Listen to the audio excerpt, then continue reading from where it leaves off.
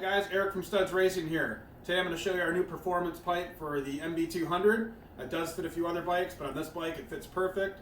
No modifications necessary. We do recommend, if you're going to use a silencer, to reroute the brake line. And for race purposes and off-road purposes, we do recommend removing the EPA evap.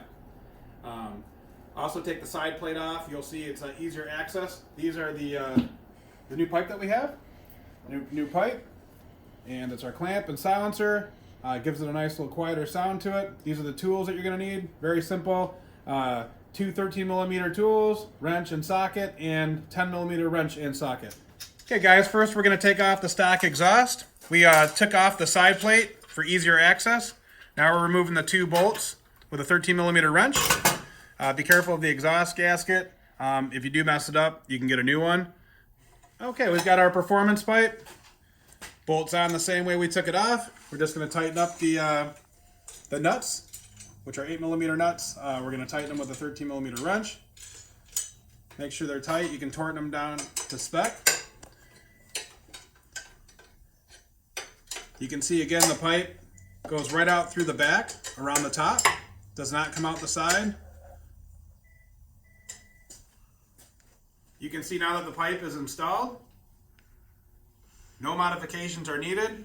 Comes nicely and clean right through the back of the bike, out of the way. Looks great, sounds great, nice and safe. Plenty of room in here. So we're tightening up the silencer. So you can see the pipe has a nice streamline, comes right through the center of the frame, right out the rear exit, out of the way of harm, less chance to burn yourself.